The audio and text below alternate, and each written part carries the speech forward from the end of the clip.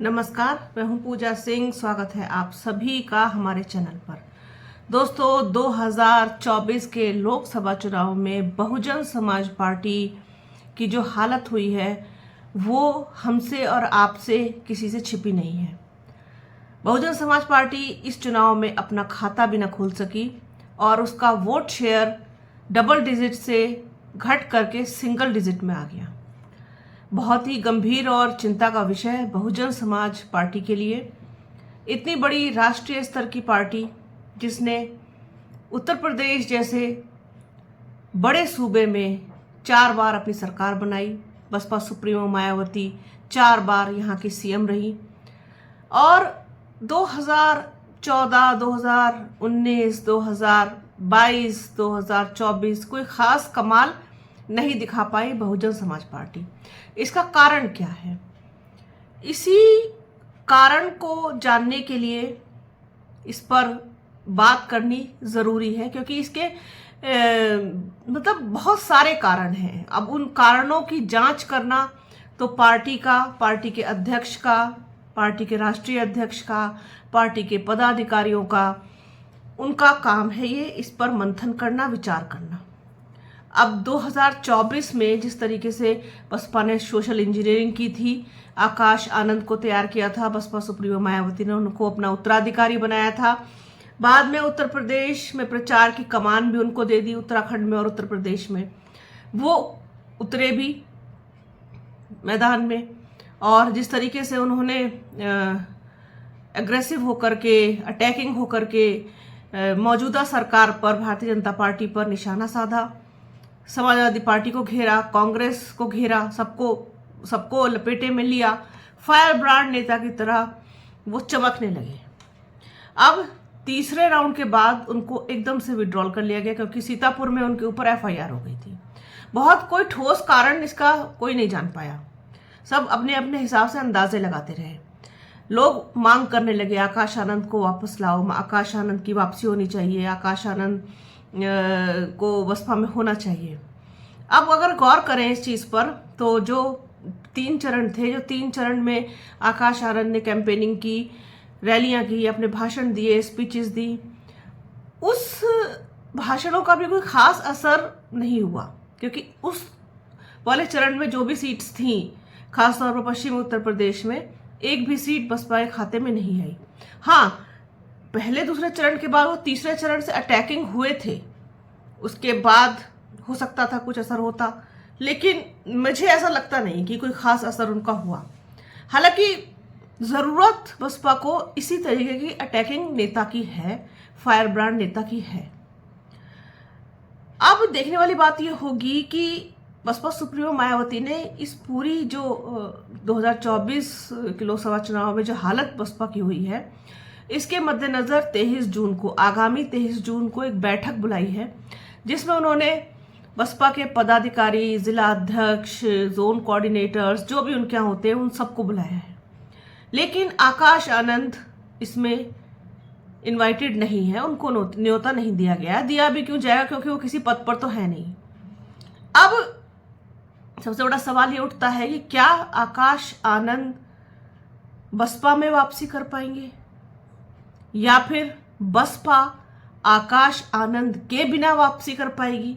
दोनों अलग अलग सवाल हैं और बड़े सवाल हैं।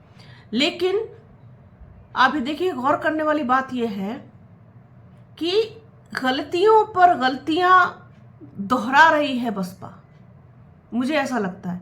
क्योंकि मैंने जिला स्तर पर जो नौजवान युवक हैं उनसे, जिला अध्यक्षों की और जो भी संगठन अधिकारी होते हैं, पदाधिकारी होते हैं पार्टी के, उनकी शिकायतें काफ़ी सुनी हैं। लोगों का ये कहना है, जो खासतौर पर यूथ है, उनका ये कहना है कि वो लोग कोऑपरेट नहीं करते, सहयोग नहीं करते, मतलब सब अपने आप को बसपा सुप्रीमो मानने लगते हैं। तो ये जो चीज़ है, ये चीज़ दोहराई जा रही लगातार। ये 2019 में भी मैंने इस चीज़ को सुना था, 2022 में भी मैंने इसको सुना, 2024 में भी यही चीज़ सामने निकल के आई। खासतौर पर अगर मैं मेरठ की बात करूं तो मेरठ में भी मुझसे बहुत सारे लोगों ने, जो यूथ हैं, जो बसपा के लोग हैं, बसपा के समर्थक हैं, उन्होंने शिकायतें की थी इस चीज़ की कि हमारे जो ऊपर के लोग हैं जो हमारे पार्टी के मतलब मुख्य लोग हैं, उनमें खासतौर पर बसपा सुप्रीमो मायावती खास तौर पर, उन तक शायद ये बात नहीं पहुंचती, उन तक ये शिकायतें नहीं पहुंचती। तो इन कमियों को कैसे दूर किया जाए? आकाश आनंद एक्टिव हुए थे, उन्होंने जिस तरीके से मिस कॉल वाला और आईटी सेल को लेकर के एक शुरुआत करनी चाहिए थी, सारा माहौल बनाया था, सब कुछ किया था, वो भी एकदम से अब ढीला पड़ गया, धीमा पड़ गया। ऐसे कैसे बसपा उभरेगी? ऐसे कैसे बसपा अपनी खोई हुई जमीन को वापस पा पाएगी? ऐसे कैसे वो अपना खोया हुआ जनाधार वापस लाएगी? बड़े पैमाने पर, बड़े स्तर पर बड़े बदलाव की जरूरत है। अब 23 जून की मीटिंग पर सबकी निगाहें लगी हैं कि क्या होगा। सब लोग चाहते हैं कि आकाश आनंद की वापसी हो और आकाश आनंद को जिम्मेदारी दी जाए और उनको छूट दी जाए इस चीज की कि वो अपने हिसाब से पार्टी के कार्य को देखें बसपा सुप्रीमो मायावती के मार्गदर्शन में। तो ये सब चीजें ऐसे कैसे हो पाएंगी, कैसे मैनेज होंगी, कैसे क्या होगा? अब क्या वो निर्णय लेती हैं 23 जून को, ये तो उसी दिन पता चलेगा। लेकिन बड़े बदलाव की जरूरत है और जो लोग बसपा को नुकसान पहुंचा रहे हैं, मैंने थोड़े दिन पहले जब नतीजे आ गए थे उसके बाद ही एक वीडियो किया था कि जो बसपा के अंदर के लोग हैं, जो बसपा के अपने लोग हैं, वही बसपा को नुकसान पहुंचा रहे हैं, वही कॉपरेट नहीं करते हैं। आप ये देखिए कि बूथ से लेकर के और पोलिंग स्टेशन जो भी होते हैं, बूथ होते हैं तमाम, उन पर जो है बड़ी लापरवाही उन लोगों की देखने को मिलती है और उस स्तर पर नहीं काम कर रहा। जबकि बसपा के पास एक बड़ा संगठन है, सबसे बड़ी बात तो ये है। कांग्रेस के पास संगठन नहीं है, समाजवादी पार्टी का संगठन भी इधर उधर बिखरा बिखरा सा मुझे दिखाई देता है। या तो भारतीय जनता पार्टी के पास बहुत मजबूत संगठन है या फिर बीएसपी के पास है। उसके बावजूद ऐसी हालत बीएसपी की हो गई कि बीएसपी का खाता तक नहीं खुला पूरे देश में कहीं भी।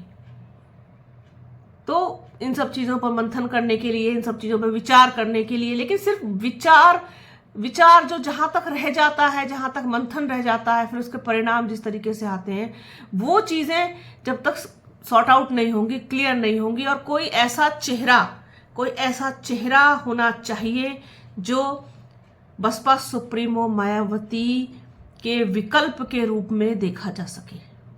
ऐसा कोई चेहरा होना चाहिए। अब उस चेहरे की जरूरत है। तो 23 जून को जो मीटिंग होने जा रही है उसमें क्या कुछ निकल के आएगा वो तो आपके साथ शेयर करेंगे ही, लेकिन बसपा को बहुत मेहनत करनी पड़ेगी, बहुत ज्यादा मेहनत करनी पड़ेगी और बड़े बदलाव के साथ करनी पड़ेगी। एक चेहरा भी लाना होगा, तभी जाकर के स्थिति सुधर सकती है। और जब तक जनाधार वापस ना आए तब तक किसी न किसी के साथ गठबंधन करके अपने जनाधार को बचाने की और अपने वजूद को बचाने की कवायद भी करनी होगी। तो ये एक चीज थी, सोचा अपने दर्शकों के साथ को शेयर किया जाए कि क्या आकाश आनंद की वापसी बसपा में होगी या बिना आकाश आनंद के बसपा वापसी कर पाएगी? क्या ये मुमकिन है? 2027 का इलेक्शन बहुत दूर नहीं है, उसकी भी तैयारियां करनी है।